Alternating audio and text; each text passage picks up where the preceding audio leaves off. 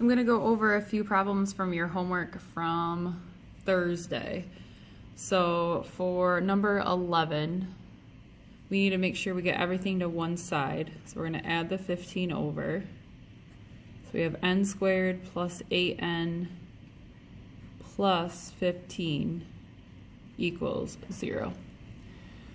So we're doing factor and solve, so we need to factor this. So you're thinking what times what gives you 15 but adds to give you 8. So that's going to be 5 and 3. So you can go into the box method to get your factors, but the fact that my a value is 1, I can go ahead and do n plus 5, n plus 3.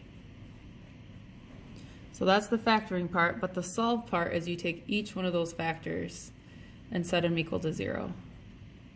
So I get n to equal negative 5. And I have n plus 3 equals 0, solve for that. I get n to equal negative 3.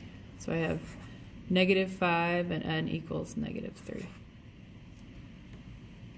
So those are where my parabola would cross the x-axis. 13, just make sure you bring everything to one side. So you're going to add the 5k squared, and then you're going to add the 3. So when you do that, you're going to end up with 1k squared minus 8k. This cancels out, so that equals 0. So remember, your first step with factoring is always GCF, and your GCF here is k. So take out a k,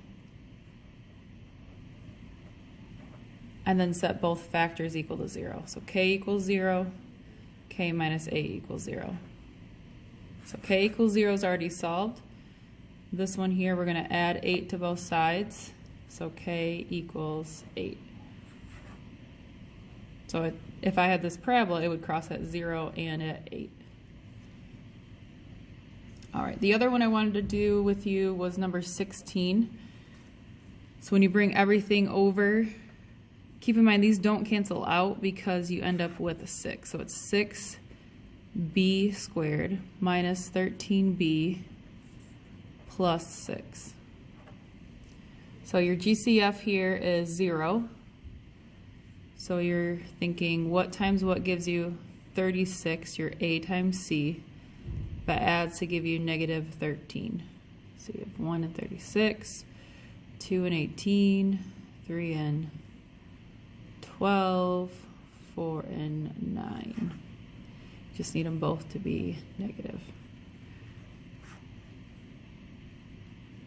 So when you go to do the box method, first term, last term, and then you have negative 4b and negative 9b. So GCF here is 2, GCF here is 3b, GCF here is 2b, GCF here is negative 3. So my two factors are 3b plus 2 and 2b minus 3.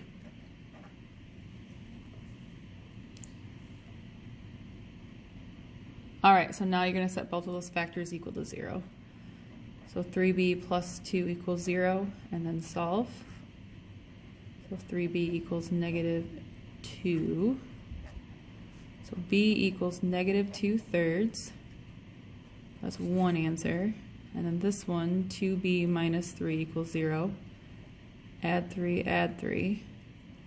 So we have 2b equals 3, and then divide by 2. So b equals 3 over 2. So we have two answers, two x-intercepts at negative 2/3 and then 3/2.